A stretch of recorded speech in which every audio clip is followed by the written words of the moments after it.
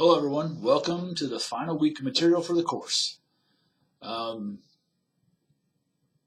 so you have papers due, you have an exam coming up, and then after that you should work on your final papers and make sure you get those turned in on time. Alright, so this week we're going to talk about organizational change. Now, organizational change is a very important topic in organizational management because the simple fact is that organizations must change or they will die or cease to exist. Now, how often and to what degree organizations need to change depends a lot on the type of organization and the environment within which they operate. So this is also true, not just for businesses, but also for criminal justice organizations. But criminal justice organizations are notoriously difficult to change. So organizations are made up of individuals and groups that exist within, any environment.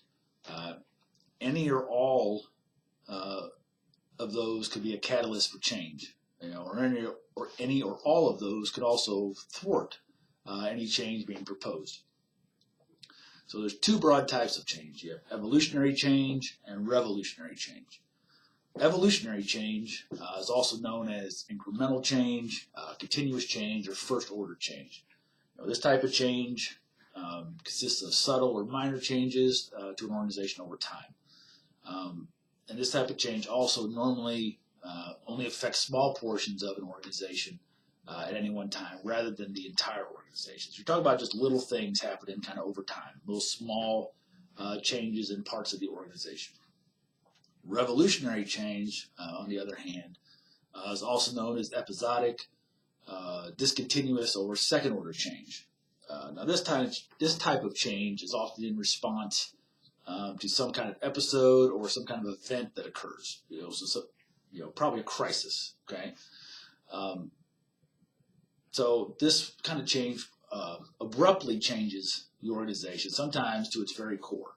Okay, so when you look at these two kinds of change, evolutionary versus revolutionary. Revolutionary change is much more stressful on the organization and its individuals, right? Because evolutionary is just moving a little bit at a time. Revolutionary, big time changes, usually pretty quickly.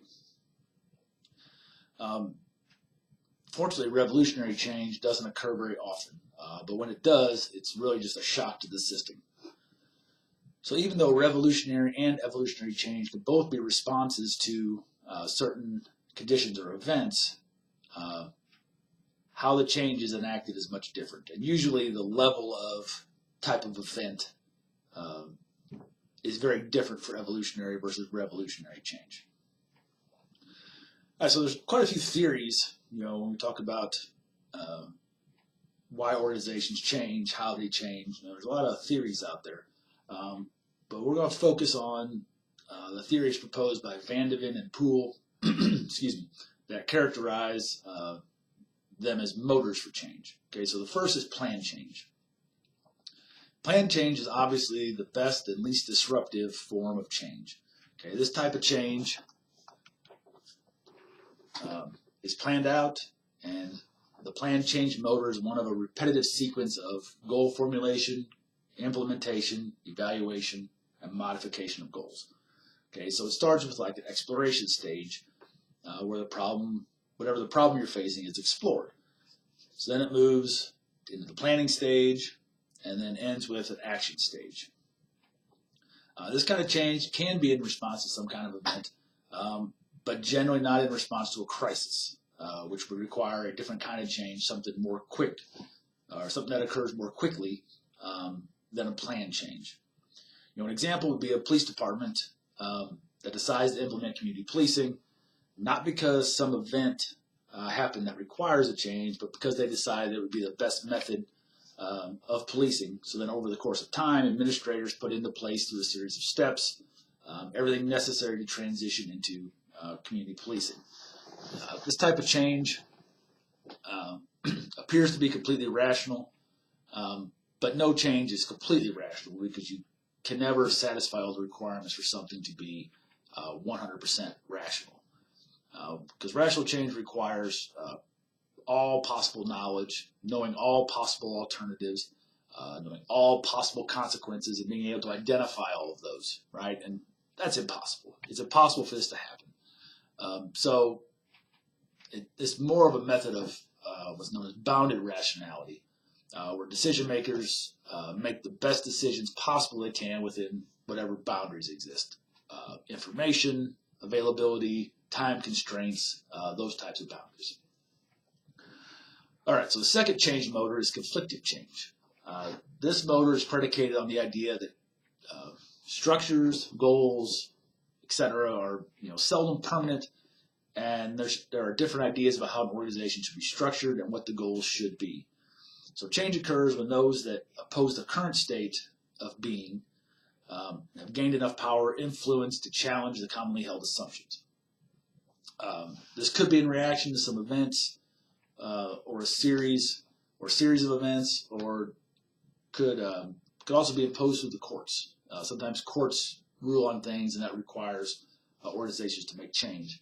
One of the main ways that courts introduce this type of change in the criminal justice agency is through legislation and consent decrees.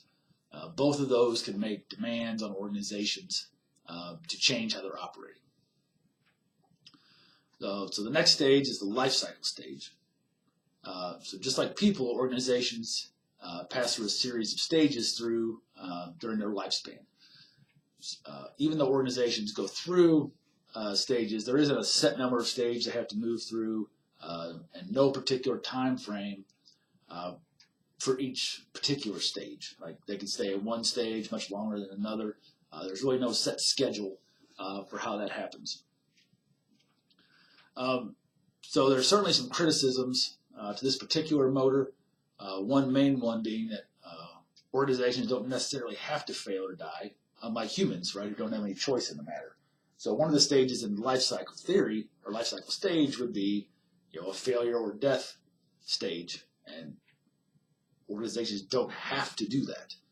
Okay, it is possible for organizations to navigate various stages and events and continue to survive. Be able to make the modifications, be able to change whatever they need to do to end up surviving for long periods of time.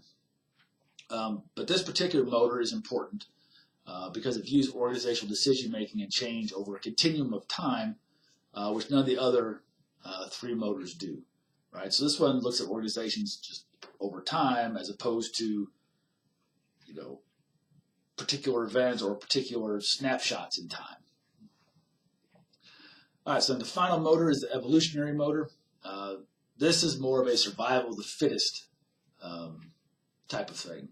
So organizations within a given population, for example, like police organizations or corrections organizations, they exhibit variations in their structure and activities. Sometimes not a lot of variation, but there's always a little bit of variation in those structures and activities.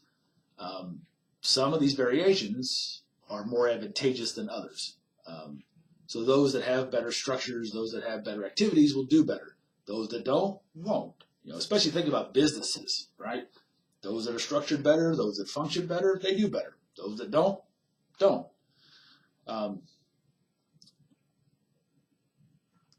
But organizations that are at a disadvantage, their structure maybe isn't the best, or they have other variations that aren't as advantageous as something else, can change their activities or structures to mimic more advantageous structures. If they see an organization doing much better, they may try to mimic whatever it is that they're doing to make themselves function better as well. The only issue is sometimes that can't happen fast enough to ward off what's coming. They may not be able to adapt quickly enough to keep from failing or to keep from declining. All right, so these motors and theories, they all sound good, right? In theory. But no change ever happens like it is, like it's planned or like an administration would like. Why? Because there's impediments to change, right? And people will sometimes resist change. And even the most planned, well thought out things, there's always going to be contingencies that you couldn't think of or didn't recognize, or just other things that happen, right? people resist because change requires organizational members to develop new ways of doing things, take on new duties, right? That their personal things that they do are going to change. So one of the biggest challenges to organizational change is the organizational culture. And so the culture's entire job is to promote a way of doing things. And organizational change threatens that. So, I mean, culture takes time to build, right? Culture develops ways of doing things. Well, just like it takes a long time to build a culture, it takes a long time to dismantle a culture, right? So that's certainly an impediment to change. Another impediment to change is unions.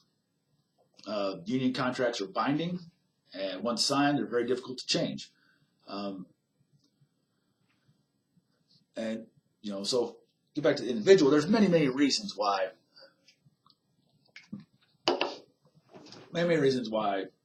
individuals may resist change. Some of these reasons are real concrete, considered to be, quote unquote, rational, while others are more based on emotions. Emotional resistance is by far the most difficult to deal with because it's so hard to detect and much harder to offer solutions for. For example, if somebody is resisting change because their work hours are going to change, right? That's a concrete thing. Administration can look at that, see if there's some way to fix that problem, right? As opposed to somebody resisting change because I just don't feel like it's going to be good for the organization.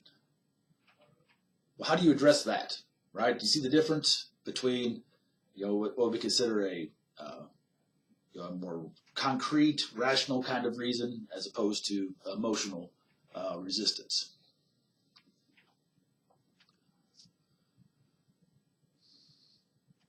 So regardless of why, administrators and first-line supervisors need to make sure they spend the required time and effort to address these impediments to change. And the earlier on that you can address them, the better off you're going to be. If you can, anticipate some of the reasons why people might